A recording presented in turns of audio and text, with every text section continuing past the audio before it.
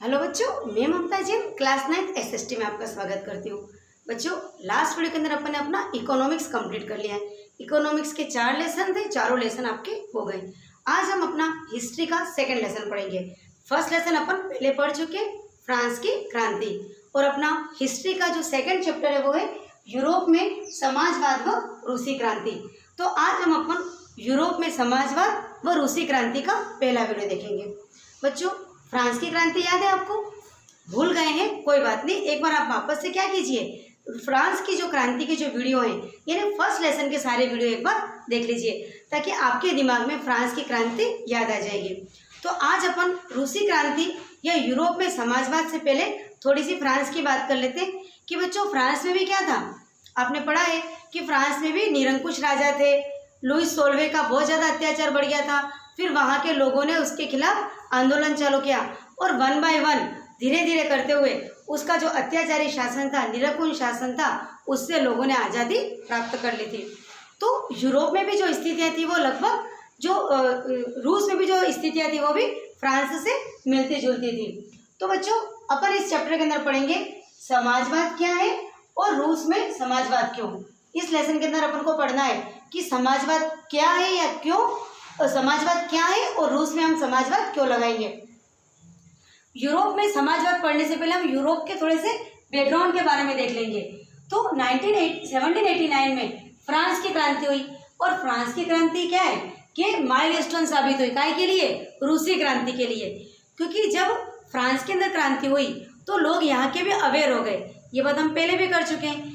कहीं पर भी किसी भी देश में कोई चेंज होता है तो वो उस देश तक सीमित नहीं रहता है, वो सारा चेंज पूरे विश्व के अंदर जाता है। तो जो यूरोप की जो 1789 में फ्रांस की क्रांति जो हुई थी वो रूस के लिए माइलस्टोन यानी नींव के पत्थर का कार्य कर गई। फ्रांस की तरह रूस में भी समस्याएं थी। अपन ने फ्रांस की समस्याएं देखी थी। 3 स्टेट थे, जिसके अंदर जो ऊपर के स्टेट थे वो तो बिल्कुल फ्री थे, उनको कोई टैक्स नहीं देना पड़ता था। लेकिन जो नीचे के स्टेट थे उनको ही सारा टैक्स देना पड़ता था, जिससे वो लोग असंतुष्ट थे। उनको खाने के भी प्रॉब्लम हो गई थी, 2 टाइम का खाना तक नहीं मिल रहा था। तो इसी तरह फ्रांस की तरह रूस में भी कई तरह की इस तरह विषमताएं थी। लोगों जो कैडर थे लोगों के अलग अलग थे, तो वहाँ पर भी निरंकुश राजाओं का शासक था। तो फ्रांस की तरह रूस में भी समस्याएं थी। लेकिन जो जैसे फ्रांस में मैंने बात कर ली थी 3 स्टेट थे, इसी प्रकार रूस के अंदर भी कई तरह की समस्याएं थी। 1791 के घोषणा पत्र का पूरे विश्व पर प्रभाव पड़ा। अपन पढ़ चुके हैं कि 1789 के अंदर क्रांति की शुरुआत तो हुई थी, और 1791 के अंदर अपन ने पढ़ा है फ्रांस के अंदर घोषणा पत्र जारी किया था। इस घोषणा पत्र का पूरे विश्व के ऊपर प्रभाव पड़ा और पूरे विश्व को आज़ादी के टेस्ट के बारे में पता चला। मतलब आज़ादी का स्वाद चखा लोगों ने कि किस प्रकार लोग तो उसके आदी हो चुके थे। निरंकुश शासक है, उसका कहना मानना है, उसी के लिए जीना है, और गुलामी के अंदर जीना सीख गए थे। लेकिन जब फ्रांस की क्रांति हुई और 1791 में घोषणा पत्र जारी हुआ तो यूरोप के अन्य देश जिसमें रूस भी था, वो वहाँ के लोग भी एक्टिव हो गए, अवेयर हो गए, और उनको पता चला कि आज़ादी क्या है। और उन्हें पता चला कि व्यक्ति जन्म से ही आज़ाद है। प्रत्येक व्यक्ति जन्म से समान अधिकार लेके पैदा होता है, न वो गरीब होता है न अमीर होता है। धीरे धीरे वो अपनी क्षमता के अनुसार अमीरी गरीबी होता जाता है। ये बात लोगों के समझ में आ गई थी कि आज़ादी का टेस्ट ले लिया तो लोगों ने व्यक्ति जन्म से स्वतंत्र है, निरंकुश शासन का अंत संभव है। लोग समझ चुके थे कि अब इस तरह से हम बहुत अधिक समय तक निरंकुश नहीं रहेंगे, निरंकुश शासक का भी अंत होता है।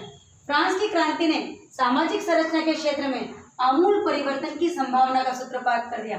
मतलब संभावनाएं लोगों में कि हाँ हो सकता है चेंज, ये बात फ्रांस की क्रांति से क्लियर हो गई थी। और यूरोप, एशिया, अन्य कई जो द्वीप है वहाँ पर लोगों ने व्यक्तिगत अधिकारों की चर्चा होने लगी थी। लेकिन बच्चों, यहाँ पर जो मेन बात प्रॉब्लम क्या आ रही थी कि मुंडे मुंडे मरते बिना। ये शब्द मैंने लाइन इसलिए लिखी है क्योंकि हम नॉर्मल भी देखते हैं, आप भी आसपास में देखते होंगे कि यदि हम किसी चीज़ के ऊपर चर्चा करते हैं, कुछ नई शुरुआत करने जाते हैं, तो सब लोगों की अलग अलग विचारधारा, ओपिनियन आती है। तो हमको जब किसी लक्ष्य की तरफ आगे बढ़ना होता है तो सबकी ओपिनियन को, सबकी विचारधाराओं को साथ में लेके चलना होता है। कोई 2 लोग भी एक जैसे विचारधारा वाले मिलने मुश्किल है। लेकिन फिर क्या होता है कि लोगों के ग्रुप बनते जाते हैं। 10 लोगों की एक विचारधारा है तो एक ग्रुप बन गया, अन्य 10 लोगों की विचारधारा मिल रही है तो वो ग्रुप बन गया। तो यूरोप में भी ऐसा ही हुआ। लोग चेंज तो चाहते थे लेकिन चेंज कैसा हो और प्रक्रिया क्या हो, मतलब इसका रास्ता क्या हो, वे क्या हो, किस तरह से चेंज हो, उसके ऊपर सभी लोगों की अलग अलग विचारधाराएं थी, अलग अलग ओपिनियन थी। तो यूरोप और एशिया में व्यक्तिगत अधिकारों की चर्चा तो होने लगी और लेकिन बदलाव कैसा हो, वह किस प्रकार हो, इसके ऊपर बहुत सारी चर्चाएं हो रही थी और अलग अलग ग्रुप बन गए थे। इसके अकॉर्डिंग उस वक्त रूस में एक तो उदारवादी यानी लिबरल ग्रुप बन गया, दूसरा रेडिकल जो कुलीन वर्ग थे और तीसरा रूढ़िवादी यानी कंजर्वेटिव थे। वो 3 तरह के ग्रुप बन गए और बाद में समाजवादी वर्ग का उदय हुआ। अब बच्चों जो मैंने अभी आपको पहले ही बता दिया कि ग्रुप कैसे बने, एक विचारधारा के लोग एक साथ हो गए और दूसरी विचारधारा के लोग एक साथ हो गए। इस प्रकार रूस में 3 तरह के ग्रुप बन गए, उदारवादी जिसको लिबरल कहते हैं, रेडिकल यानी कुलीन वर्ग और तीसरा है कंजर्वेटिव या रूढ़िवादी। रूढ़िवादी जो ट्रेडिशनल चल रहा है उसी को अपनाने वाले। अब बच्चों वादी का मतलब क्या होता है, वादी मतलब फॉलोवर्स, वाद का मतलब होता है विचारधारा। रूढ़िवाद या उदारवाद मतलब लिबरल, जो लोग उदार विचारधारा रखते हैं वो उदारवाद। अब उदारवाद को जो फॉलो कर रहे हैं वो उदारवादी। जो रेडिकल जो क्विक चेंज चाहते हैं वो रेडिकल, और रेडिकल की जो कर रहे हैं उसका जो फॉलोवर है वो रेडिकलवादी हो गए, और जो रूढ़िवाद का जो समर्थन कर रहे हैं वो रूढ़िवादी हो गए। तो इस प्रकार वादी का मतलब होता है फॉलोवर्स, जो उसको फॉलो करते हैं, जो उसको मानते हैं। अब अपन बात करते हैं उदारवादी या लिबरल। तो उदारवादी के क्या पक्ष थे, क्या विचारधाराएं थी। उदारवादी क्या थे, उदारवादी का मानना था उदार माने मन से उदार, लिबरल सभी धर्म समान हो, कोई धर्म ऊंचा नहीं, कोई धर्म जैसा आज हमारे देश में भारत में धर्मनिरपेक्ष, तो धर्मनिरपेक्षता की बात करते थे कि राजा या सरकार की दृष्टि में सभी धर्म समान हो, कोई भेदभाव न हो, कोई डिस्क्रिमिनेशन न हो। अब वो किस चीज को गलत मानते थे, जैसे ब्रिटेन के अंदर चर्च ऑफ इंग्लैंड इसका बहुमत था, मतलब चर्च ऑफ इंग्लैंड के ज्यादा बोलबाला था। इसी प्रकार ऑस्ट्रिया व स्पेन में कैथोलिक चर्च के समर्थक लोग ज्यादा थे। तो वो इस बात को गलत मानते थे कि ऐसा नहीं होना चाहिए, जितने भी धर्म हैं देश में सभी को समान सम्मान मिलना चाहिए। वंश आधारित सत्ता के विरोधी थे वो, ये राजवंश के राजा का बेटा ही राजा बनेगा, जमींदार का बेटा ही जमींदार बनेगा, इस बात के बिल्कुल विरोधी थे। उनका मानना था कि व्यक्ति जन्म से नहीं कर्म से महान बनना चाहिए, जैसी जिसकी स्किल, जैसे जिसकी क्षमता उसको वैसा पद मिलना चाहिए। और वो उन्होंने कहा था कि सरकार के समक्ष व्यक्ति के अधिकारों की रक्षा हो, क्योंकि बच्चों उस वक्त क्या निरंकुश शासक था, राजा किसी के साथ कितना भी गलत कर सकता था, कितना भी अत्याचार कर सकता था। तो जो लिबरल ये चाहते थे कि सरकार के सम्मुख ऐसा निरंकुशवादी नहीं हो, सरकार के सम्मुख व्यक्ति के अधिकारों की रक्षा हो। ये कौन कहते थे, लिबरल्स कहते थे। और उनका मानना था कि प्रतिनिधि आधारित सरकार हो। सरकार कैसे बने, प्रतिनिधि, जैसे देश के सभी लोग तो सरकार नहीं बना सकते, लेकिन लोग, देश के लोग अपने प्रतिनिधि का क्या करें, चुनाव करें, और चुनाव के चुनने के लिए चुनाव अर्थात वोटिंग होना जरूरी है। मताधिकार की बात करते थे तो मत प्रक्रिया के द्वारा व्यक्ति क्या करे, अपने प्रतिनिधि का चुनाव करें और वो प्रतिनिधि फिर सत्ता में जाकर के शासन करें। लेकिन इनकी एक जो गलत बात थी वो ये थी कि उनका ये मानना था कि केवल पुरुष को ही मताधिकार, वोटिंग का अधिकार मिले, और पुरुष भी कौन से, केवल जिनके पास संपत्ति है, संपत्तिधारी पुरुषों को ही वोट का अधिकार मिले, ऐसी उनका मानना था, जो कि कुछ गलत लगता है, क्योंकि सिर्फ पुरुष को ही क्यों, महिलाओं को क्यों नहीं, प्लस केवल संपत्तिधारी पुरुष ही क्यों, गरीब पुरुष क्यों नहीं। तो ये थोड़ी बात उनकी गलत थी। बाकी जो लिबरल की जितनी भी बातें थी वो बिल्कुल सही थी।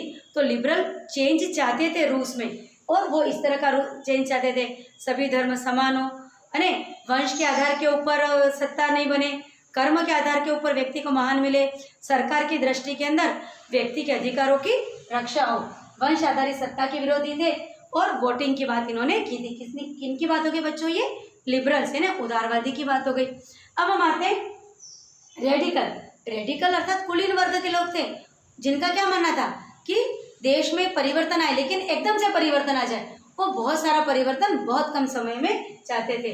उनका मानना था कि जो हमारी देश की जो आबादी है उसके अंदर जो बहुमत है उसकी सरकार बननी चाहिए, वोटिंग के अंदर ये इनकी बात बहुत अच्छी थी कि जो चुनाव हो, चुनाव में स्त्री और पुरुष दोनों को समान अधिकार मिले। और वो जमींदार के विशेष अधिकारों के विरोधी थे।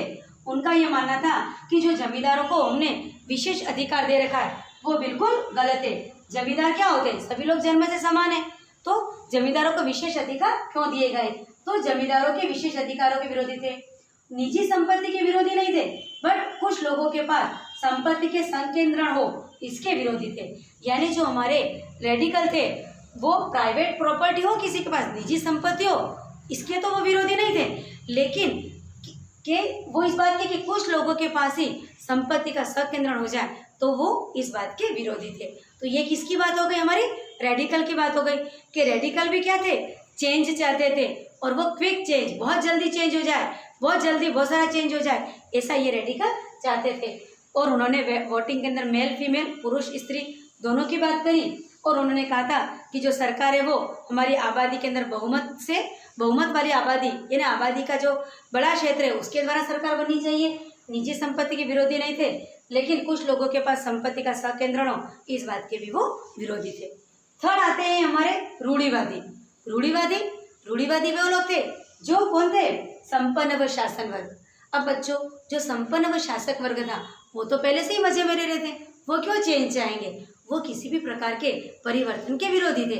उनका यह मानना था, क्योंकि सब लोग कह रहे थे कि परिवर्तन होना चाहिए, तो वो भी कह रहे थे होना चाहिए, लेकिन वो बहुत धीरे धीरे परिवर्तन चाहते थे, क्योंकि उनके तो पहले से ही बहुत अच्छे आराम के दिन थे, वो तो खुद ही शासन वाले लोग थे, तो ये परिवर्तन बहुत कम चाहते थे। और वो चाहते थे कि परिवर्तन बहुत धीरे हो, और वो ये चाहते थे कि परिवर्तन हो लेकिन अतीत का सम्मान बना रहे, यानी पास्ट के अंदर अतीत में उनकी जो गरिमा है वो गरिमा बनी रहे, और उस गरिमा के साथ, उनके सम्मान के साथ चेंज हो। तो जो ये संपन्न शासक वर्ग था इसमें लिबरल व रेडिकल के अगेंस्ट थे, विरोधी थे। 18वीं शताब्दी तक तो विरोधी रहे, लेकिन जब फ्रांस की क्रांति के बाद इनके भी विचारों में परिवर्तन आया। पहले तो ये टोटली विरोध में थे कि चेंज नहीं होना चाहिए, रेडिकल और लिबरल दोनों का इन्होंने विरोध किया, अगेंस्ट थे। लेकिन जब फ्रांस की क्रांति हुई तो उनको भी लगा कि हाँ ये सब चेंज होने चाहिए, लेकिन ये क्या चाहते थे? पास्ट की गरिमा बनी रहे, वो स्लोली चेंज हो, वो धीरे धीरे चेंज के पक्षधर थे। तो बच्चों, आज अपन ने अपना यूरोप में समाजवाद व रूसी क्रांति का लेसन अपन ने स्टार्ट कर दिया, और इसमें अपन ने देखा कि फ्रांस की जो क्रांति हुई उसकी वजह से यूरोप का जो रूस जो अपना देश है वहाँ पर भी लोग अवेयर हो गए अपने अधिकारों के लिए और स्वतंत्रता के लिए। तो किस तरह से इसके अंदर इसकी पृष्ठभूमि के बारे में पढ़ा, बैकग्राउंड के बारे में पढ़ा कि क्या वहाँ पर स्थितियाँ थी, और साथ में आज अपन ने लिबरल यानी उदारवादी, रेडिकल और रूढ़िवादी के बारे में पढ़ा कि उन तीनों की क्या विचारधाराएं थी। अब बच्चों, अपन नेक्स्ट लेसन के अंदर अपन देखेंगे कि यूरोप में समाज कैसा था, वहाँ की समस्याएं क्या थी, वहाँ के उद्योग धंधों के बारे में पढ़ेंगे। तो आज की वीडियो में बस इतना ही काफ़ी है। वीडियो को आप अच्छे से देख लीजिए, नहीं समझ में आता है 2-3 बार देखिए। आपके यदि कोई डाउट है तो कमेंट बॉक्स में मुझे दीजिए ताकि मैं उसको क्लियर कर सकूँ। तो बच्चों, थैंक यू, और नेक्स्ट वीडियो के अंदर हम फिर से मिलेंगे। बाय।